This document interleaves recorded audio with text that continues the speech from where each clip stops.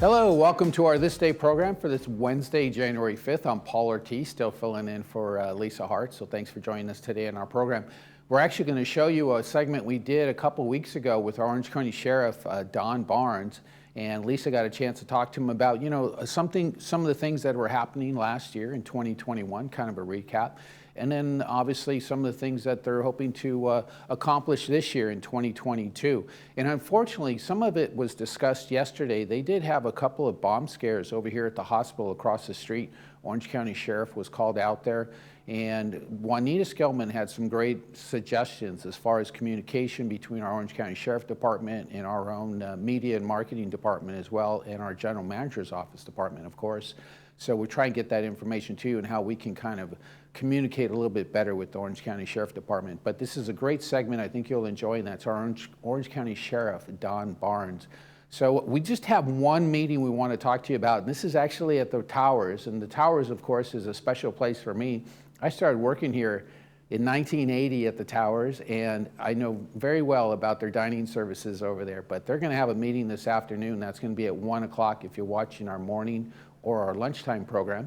That's the Mutual 50 Towers, and they're going to have a dining room committee, dining services committee meeting, and that's at 1 o'clock over there out of Gate 10. So if you're over there at the Towers, I almost said the R word, at the Towers, be sure to attend that meeting. Of course, the dining services are excellent over there at the Towers. Well, let's take a look outside. It's going to be another beautiful day here in Southern California. Looks like the snow is melting just a little bit. You can see it's kind of darkening up there in the lower elevations. But beautiful weather for the rest of the week. We're looking at sunshine throughout the weeks. Today's temperatures will be 66, 43 overnight, and very similar to the rest of the week. It looks like Saturday there's going to be a little bit of cloud cover probably throughout the day. It's going to be kind of intermittent. So other than that, we're looking at sunshine for the rest of the week. Beautiful temperatures in the mid 60s and overnight temperatures in the high 40s. Let's take a look at that sunrise. That was this morning, our sunrise and sunset. Our sunrise this morning was at 6:56 a.m. and our sunset this afternoon will be at 4:56 p.m. This is a wonderful picture from Joel Goldstein. This is actually Malibu. It's a beautiful picture that you take there, Joel. It's beautiful golden, probably, I'm going to guess sunset. It's hard to say, though. I'm going to say sunset. Joel Goldstein, great job. He does some wonderful work and is with the Camera Club and has been a contributor to our station for some time now. We appreciate that. If you have pictures you want to share, be sure and email us at lagunawoodsvillagetv@gmail.com. Make sure it's a high resolution photo. And even if it's not in the area, maybe you went out to, if you've traveled in Europe or traveled anywhere, we'd like to see where you're going. So send us an email at lagunawoodsvillagetv@gmail.com. We'll be right back with Lisa Hart and Orange County Sheriff Don Barnes right after this.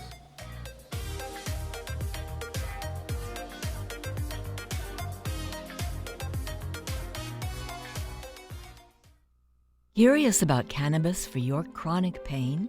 In a historic step in cannabis research, Dr. Dominguez will follow participants taking Cannaceutica, an oral capsule designed for chronic pain. The study is mostly remote and will give you access to top UCI medical professionals. Mayor Sherry Horn had this to say about the trial.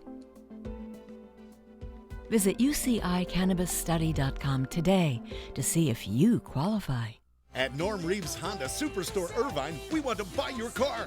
It's as easy as 1, 2, 3. 1, we come to you. On-site professional appraisals now available at your home or office. 2, you come to our dealership just minutes away for an on-the-spot appraisal. 3, value your car online at normreeveshondairvine.com. It's your choice. Plus, you get paid in 1 day or less. At Norm Reeves Honda Superstore in the Irvine Auto Center, we will buy your car. California Living meets expert memory care at Sarah Soul. Our community is designed to help those with Alzheimer's or dementia live truly inspired lives. From caring staff who knows your loved one's favorite activities to comfortable routines that spark positive memories, we bring a touch of warmth into everything we do. Memory care is a big decision, and we're here to help every step of the way. See what makes Sarah Soul unique. Learn more today at sarahsoul.com.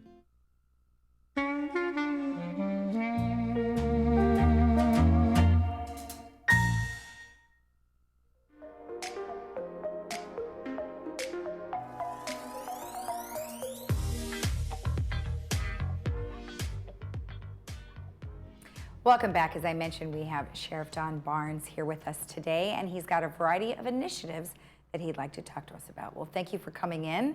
Thank you. We appreciate you being here. I know you're very busy. It's been tough to get you in here, but all the same, I wanted to really just kind of recap what's happened and maybe some things that might be happening the first of the year. So you have a variety of different initiatives that you guys have been focusing on. Yes, there were 5 initiatives specifically that I undertook when I took office almost 3 years ago. And if not for COVID-19, many of those would be fully realized through that time.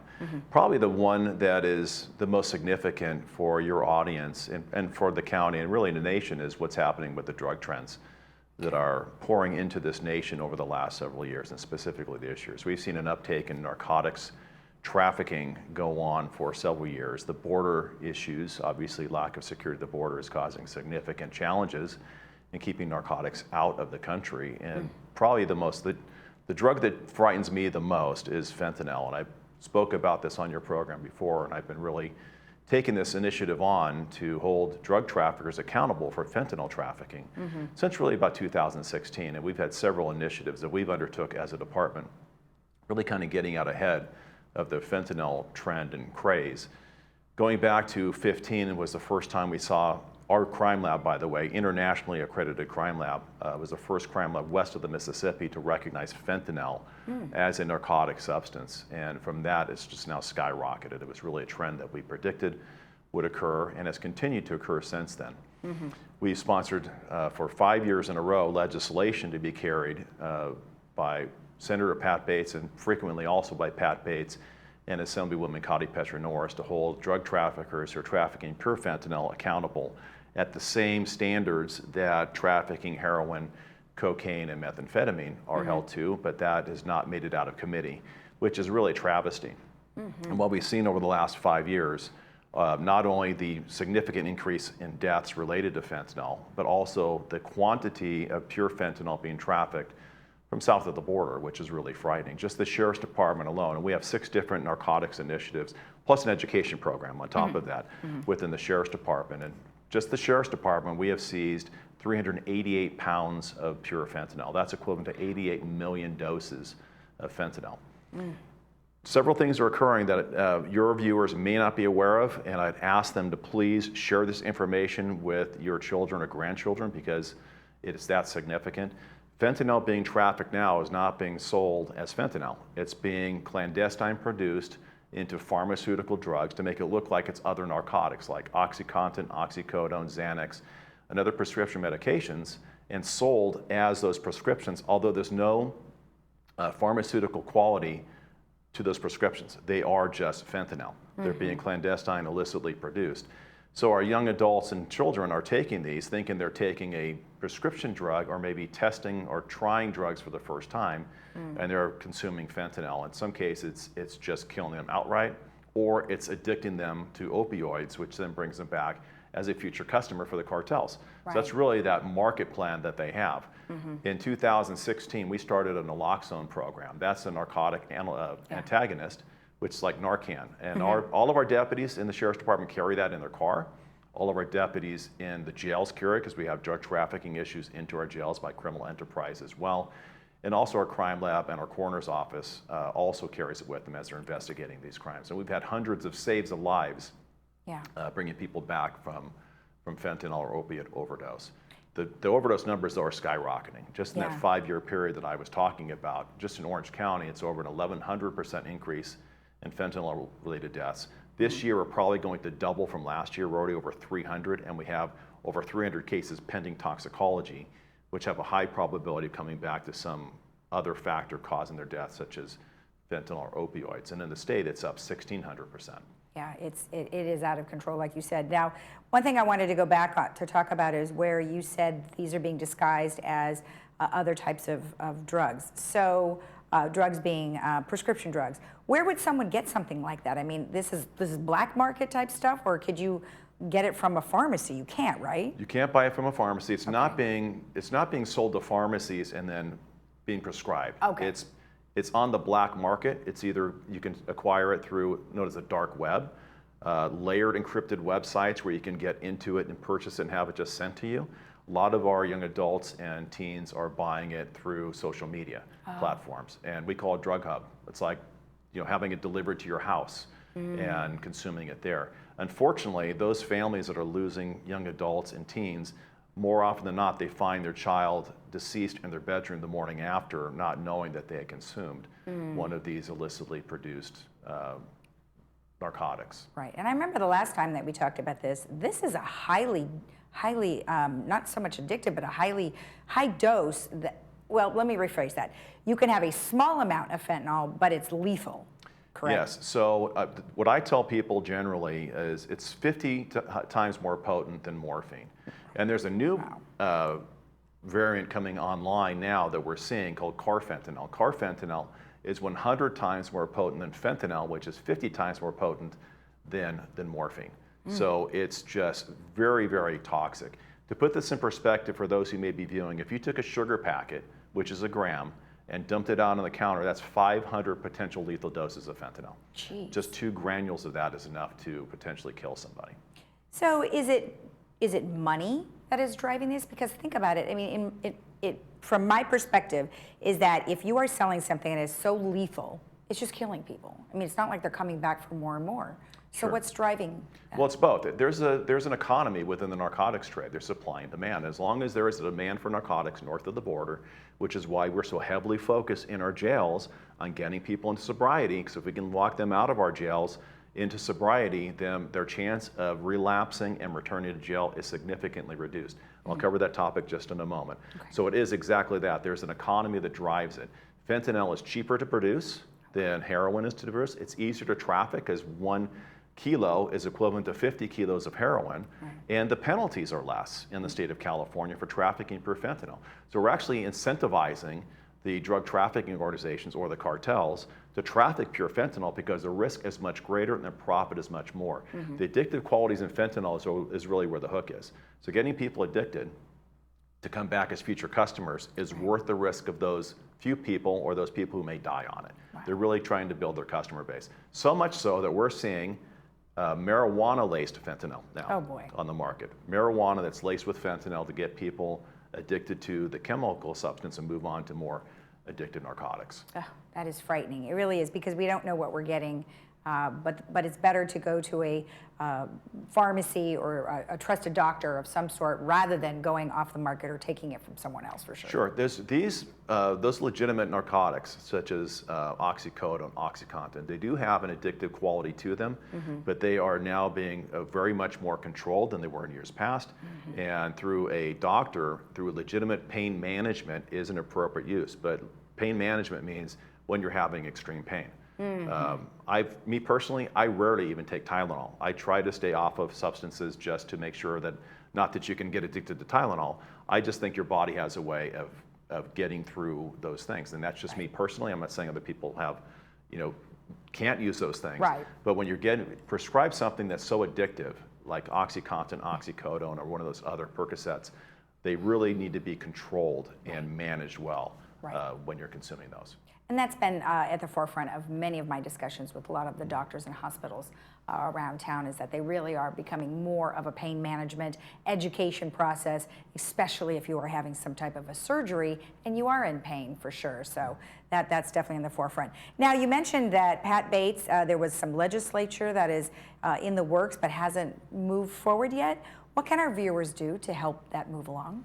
Well, I think, and here's the unfortunate part of just this discussion regarding the opioid crisis. If not for COVID-19, this was the largest national issue or issue we're facing as a nation. And it's kind of been sidelined because of COVID. I'm not saying that's a good or bad thing. It's just our focus has been on getting through the COVID crisis. Right. But this has manifested now over the last almost 2 years to become much, much worse. Yeah. And I've said for years that, unfortunately, viewers will know somebody impacted by the opioid crisis, or they don't know somebody yet, because it's becoming so prolific that we're talking to families now, it's not only a question of educating them. They're not telling first-person stories of, yes, my neighbor, my son's friend, they know people now because it's becoming so prolific. And keep in mind, this is not taken into consideration the hundreds of people we've saved through our naloxone program by bringing them literally back from the dead and saving them through that. I mentioned our jails a little bit. I want to cover that because if not for COVID-19, a lot of the initiatives we have, which is another one of my main initiatives in our jails, would have been fully realized. We had to stop some of our construction projects in our jails since COVID-19 because we couldn't bring non-essential personnel into the jails because of the COVID risk. But one of the programs I'm most proud of is our medicine-assisted treatment, known as MAT. So on any given day in a normal population, I will have between 550 and 725 people on medicine-assisted treatment, which is opioid management, getting them off of opioid addiction. And our hope is to get them into, obviously, sobriety, and then transition them out of custody into some sustainable program to maintain that sobriety. On any given day, on a normal population, I have between 100 and 120 people in my jail who are medically supervised detox off of alcohol and or drugs on any given day. I have, we mentioned the mental health issues that we faced in the jail, and we're building out now the ability to treat them for their mental health issues. And I want to be clear, there are people that believe I incarcerate the mentally ill. There isn't anybody that comes to my jail who is not charged with a crime. I don't pick who comes to the jail. Other people bring them to me through either the court process or a warrant for a criminal violation of law. But a vast majority of them have mental health issues or substance use disorder issues or co-occurring issues. And we're trying to treat those to get them either into mental health stability or into sobriety or both, and sometimes even into housing as they're transitioning through our jail, so then when they leave, they walk into the arms of somebody who can help them maintain their success. Some of the concerns that have been pretty much highlighted across the country is this early release or late night releases or things like that. So talk to me a little bit about what we're seeing. Well, we don't do late night releases anymore. That happened for many years, and it just became one of the lines that if my staff tells me this, I might hit them if they're close enough, is that's the way we've always done it. And challenging them on why we did it that way really exposed some of the opportunities to pivot. And one of those is we always released after midnight because for decades we were so overcrowded that we needed every available bed. We're not overcrowded the way we were 10, 20 years ago. So when I took office, we changed and we started releasing anybody who's scheduled to be released from a sentence gets released at 8 o'clock in the morning, generally between 8 and 10. And I have the discretion by law to release in that 24-hour period. I don't intend to hold them longer than necessary. But I think it's beneficial not only for those who are entrusted to our care, but their families or service providers to be available to receive them and put them back on their feet or drive them to a program or have the program pick them up, which we have that happen routinely so that they can maintain their sobriety or whatever they need. In fact, we have even changed the point that I call this the high school guidance counselor approach, that when our inmates are coming up for release, they get interviewed by staff to find out what their needs are, and this is a progression of just the programs we have, what their needs are, where they're going, if we can provide services to them, whatever that might be, so we can try our best for those who are willing and receptive to connect them to services once they leave our jail. I think that's very, very important. Absolutely, absolutely. And then one last thing on this particular subject is talk to me about the veterans. There's like a unit for veterans. Yeah, we started that 2 years ago. I'm very proud of it. It's not, it was modeled after other counties across the nation that have a veterans program. Our jail is much larger in size as far as population than some of these other programs, but we call it Humvee. It's Housing Unit for Military Veterans. We bring them together. They're from all the different branches of the military. We put them in one unit. There's a camaraderie that takes place. We give them the same level of service as anybody else gets, but it's more focused on them particularly. And most importantly, connecting many of them to services they're entitled to but just aren't taking advantage of through the VA and other venues. So we connect them to all of those. It's been tremendously successful. The average, a normal for a career criminal or somebody who frequents the criminal justice system, the normal rate of recidivism is usually around 35%, give or take a little bit. This program specifically, we haven't had anybody, I think we had the first person come back out of the many people through there, so it's in single digits. It was at 0% recidivism for the first 2 years, but it's been tremendously successful to get people back out into the community on their feet, appreciated and valued for the service to our country, which they're entitled to. They just made some poor life choices in between, and I love the program. I visit it frequently. That's a great one.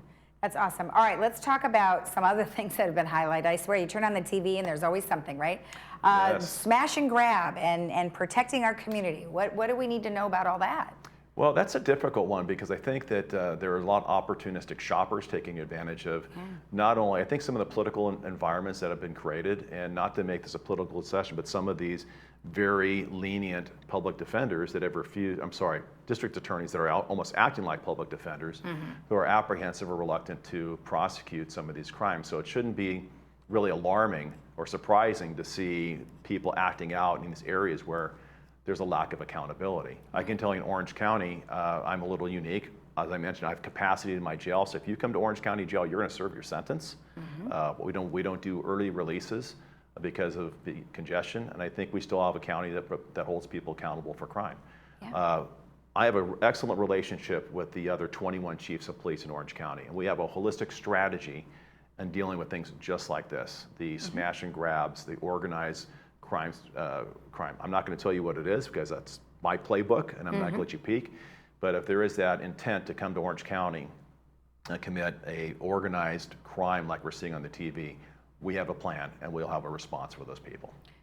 Well, that's good to know, and that's why we like living here and we like having you as our sheriff. So thank you for doing all of that.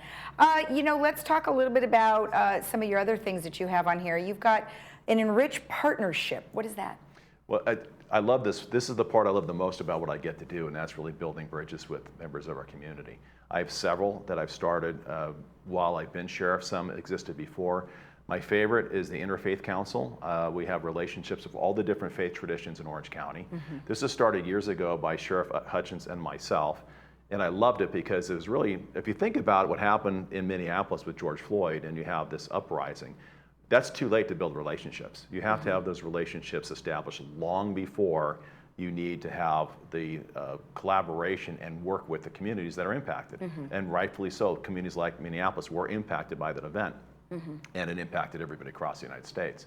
So here, I was able to reach out to people whom I already have relationships with throughout the community, but particularly the Black community, through churches who we have, and have just discussions and forums and talks, and we talked it through in a way that brought them here. But I love most about this program is that we have regular meetings. In fact, we have one coming up scheduled for, I believe it's next March, and it's specific, through our faith outreach, specific to mental health.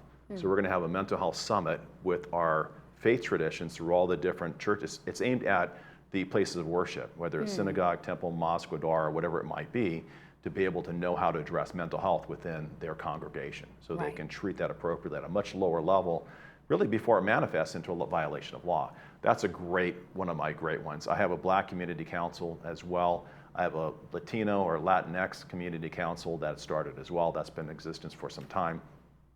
But really making sure that we kept our own house in order. I have a group of employees that represent the various diverse workforce that I have. And it's everybody, Black, Latino, women, LGBTQ. And we just sit down and make sure that before we talk about how we're relating with the community at large, that we have the relations and really the values of all these groups in our organization intact first. And it's been very powerful.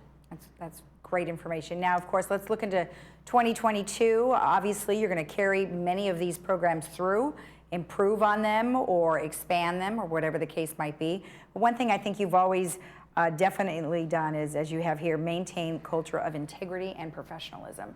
How will you carry that out next year? Well, we always, if you think you're the ship that's arrived, that's when you become the greatest risk. So we're constantly looking at ways to innovate and become better at what we do, whether in delivery of services to the public or accountability of our employees. We've had some employees that have not met my expectations or that of the public, quite honestly. And when that happens, we hold them accountable. I think it's amazing when, and I'm not saying this with any sense of pride, but I have exited probably more deputies out of this profession than perhaps every other sheriff before me combined. I'd have no problem saying you're not meeting the expectations of this organization or the public, and you don't get to work here anymore, and you don't get to wear a badge and a gun. And that's what we'll always do. Here's the amazing thing about that, though. When you look at the 4,000 other members of the department, you see somebody who does something egregious, and you hold them accountable appropriately, and if necessary, exit them from employment, the rest of the employees, they actually sit up a little straighter and stand up a little taller. Yeah. Because you're sending it's a value statement. This person's behavior or conduct or lack of character in what they did is not consistent with the rest of us. And if you make excuses for it and keep them employed, it's the opposite impact. You're sending a message to the rest of your work staff that this is good enough. This is the bar we're trying to reach. Right. And that's not good enough for me. And I think that our staff, we hire great people. I'm not having any problem getting people to want to come work for the Sheriff's Department like someone that appears in this industry. Yeah. We had 17,000 applications for deputy sheriff to fill about 200 positions. Wow.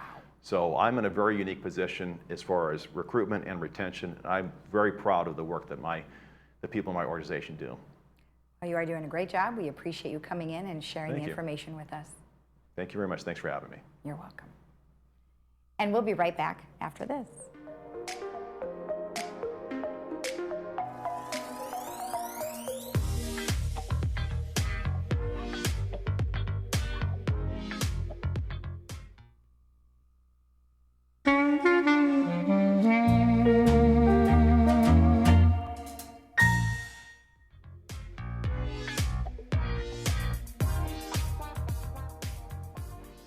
Well, we want to mention our movie that's going to be on this Friday. That's going to be on January 7th, and that is Dear Evan Hansen. And this is the breathtaking, generation-defining Broadway phenomenon, and that becomes a soaring cinematic event, and that's Tony, Grammy, and Emmy Award winner Ben Platt. And this is a reprise of his role as an anxious, isolated high schooler aching for understanding and belonging amid the chaos and cruelty of the social media age. And I think a lot of us, I don't care what age you are, can kind of relate to some of that. So should be a very interesting movie. Got some rave reviews.